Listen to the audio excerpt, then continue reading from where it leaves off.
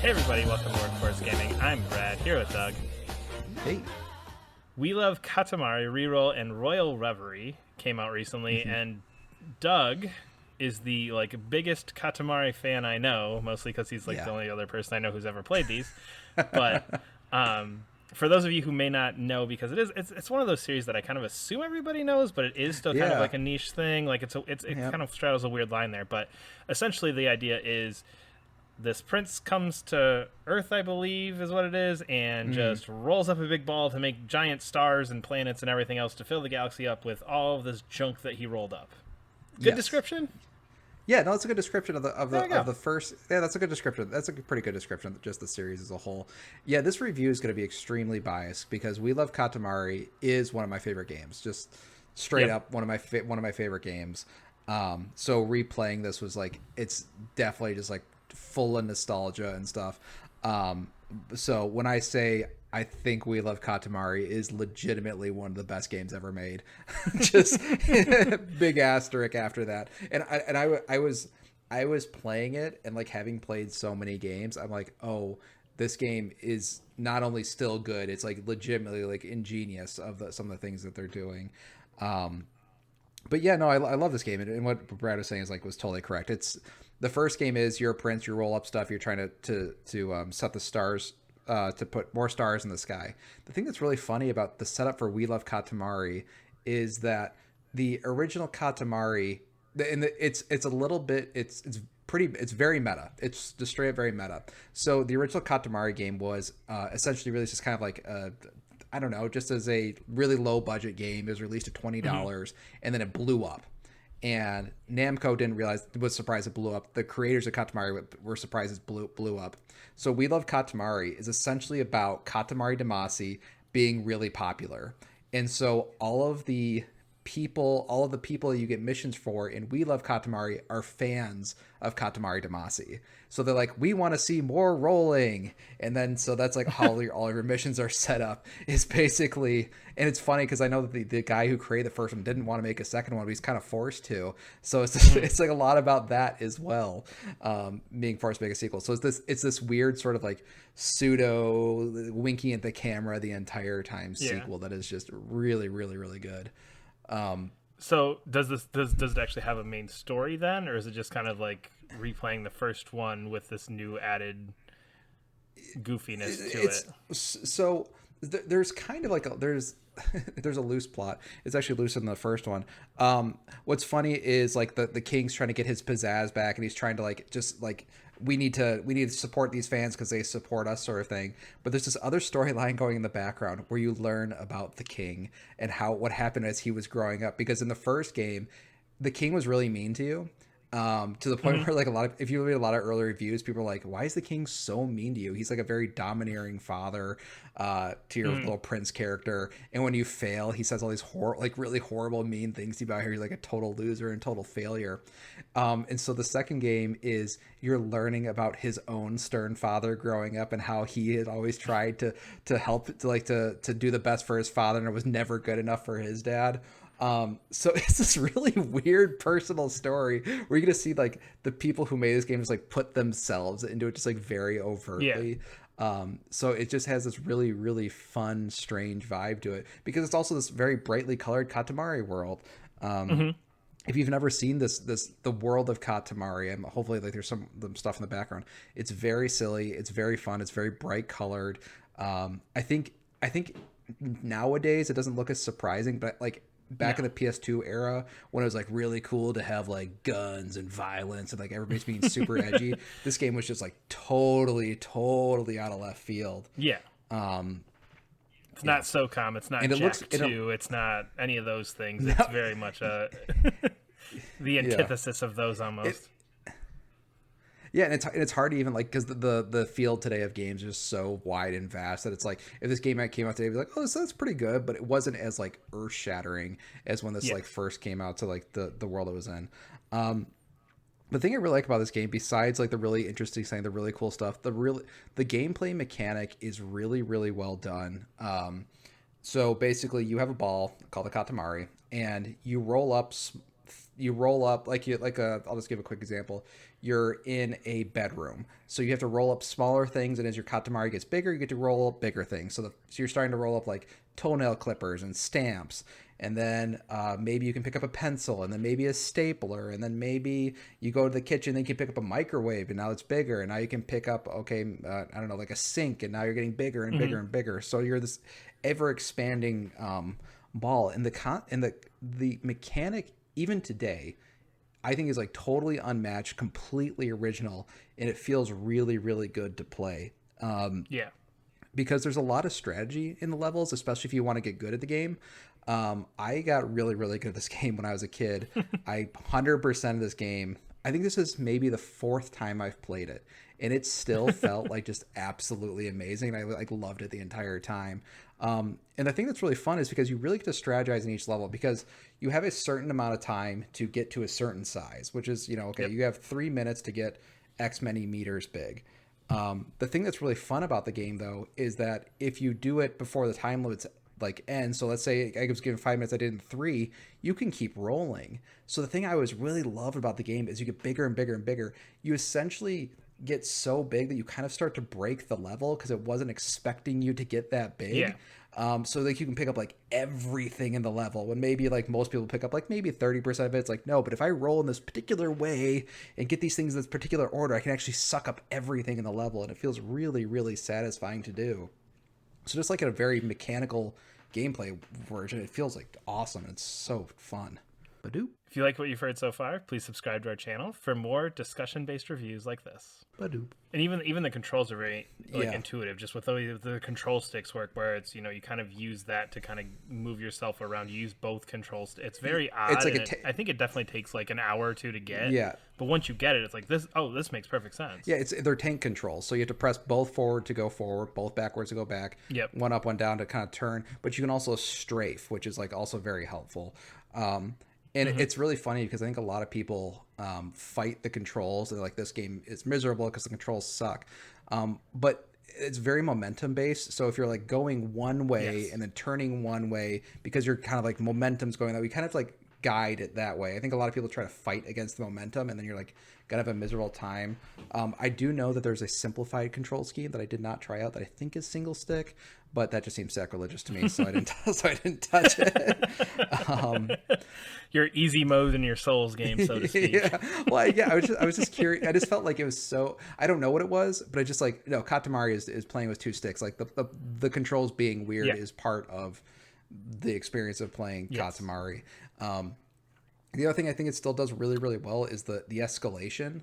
I think this game has probably one of the best escalation curves of any game I've ever played, because I don't want to spoil it for how big your Katamari can get, especially if you've never played these games. But you really start out really small, like a mouse is bigger than your Katamari, and by the end of the game, you're much, much, much bigger than a mouse. And I think if you've never played this game, like, you would be surprised by the scale of it. Even now, it's impressive, the scale of it. Like back on PS2, I was like, it's like a miracle this thing was running on a PS2 at all. Because just seeing it now, it's like the tech is just really, really, really cool. And like, it's the only remake I've played going back to it where instead of like, I feel like with like every remake, there's a point where it's like, yeah, I remember playing this. And it's like, yeah, I mean, it's like, okay, there's points where it's like, there's the parts that you like in the remake, and there's parts like, oh yeah, I guess I got to get through this section. Even though good remakes, like RE4, I feel like had a little bit of that, where it's like, oh yeah, this section. But in this one, it's like, yeah, this level, yeah, this level, yeah, this level. Well, I wonder if that comes just from being more of a level-based game versus like a Resident Evil 4 or a Dead Space, where it's like, we always have to get you from point A to point B. Yes. Whereas this is just like, load into this level, load into this level, and this level. So, Royal Reverie is our added thing here. So adding to one of the greatest games of all time would probably go well, right? So okay, we love Katamari, the original one. The one things I really like about it, it's like very simple.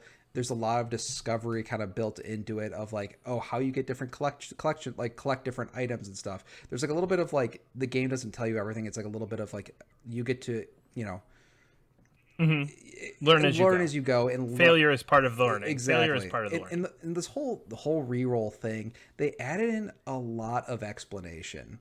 They added in a lot of like cool tools. So it's like on the world map to talk to different people, you would actually have to like run up and talk to them.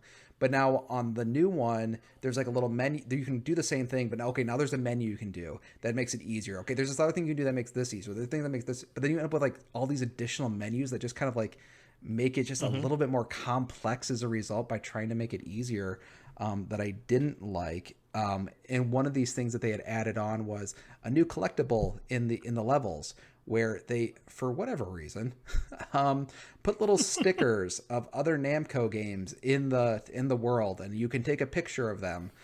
And I was just like, why? Just like, you gotta get that like Smash, that corporate synergy going here. And it felt really strange because in the levels you already get cool collectibles. Like one of the things is you can pick up additional characters who are your cousins, and you can actually play as that cousin throughout the level. So it's always fun getting a new character and then swapping to them. You also get these things called presents, which lets you change how your character looks. And then this one is just like, take a picture of some stuff. And I'm like, no, it's like almost like antithetical to like how the Katamari games go, because like the thing is always keep your momentum going.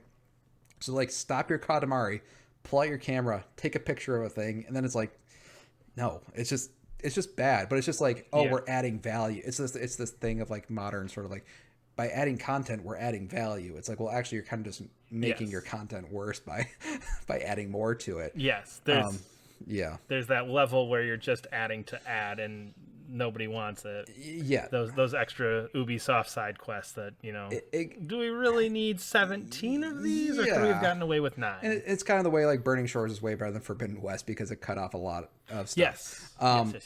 And so the stickers are a minor annoyance, because the one thing they decided to stick in this thing is called the Royal Reverie, which when I first started, I was like, this is awesome. So when you're playing in the main menu, all of a sudden a giant sword will come down that has lightning shooting off of it. I was like, ooh, what's this? And you hit the sword and you get brought to another menu screen, like a new level select screen, where instead you're playing as the king, but as like a young prince. And now you're doing levels for your father, which is like, oh, that's a really cool idea. I wonder what cool levels they came up for this character, and like what kind of neat ideas. I was genuinely excited because we're like seeing a new set of levels in Katamari, like a game, like We Love Katamari, a game I love. I was really excited, so I thought they would be new levels. And what they did is they did these kind of like weird remixes of levels that are already in the game. But instead of being like, We Love Katamari as a baseline is already doing remixes of the levels itself. Like you might do, there's a campground level, you do 2 or 3 different ways. And that's one of the things I think is really cool about We Love Katamari is like, there's different ways you can play with this mechanic of, instead of just getting bigger, there's actually different ways you're strategizing, and they're showing that through the levels. So now instead of 3 campfire levels, there's now a mysterious 4th one. And it sucks. It's just like, it's like, it's all like so there's like 5 of these new levels. They're twists on 5 other We Love Katamari levels, and they're all easily the worst version of all of these levels.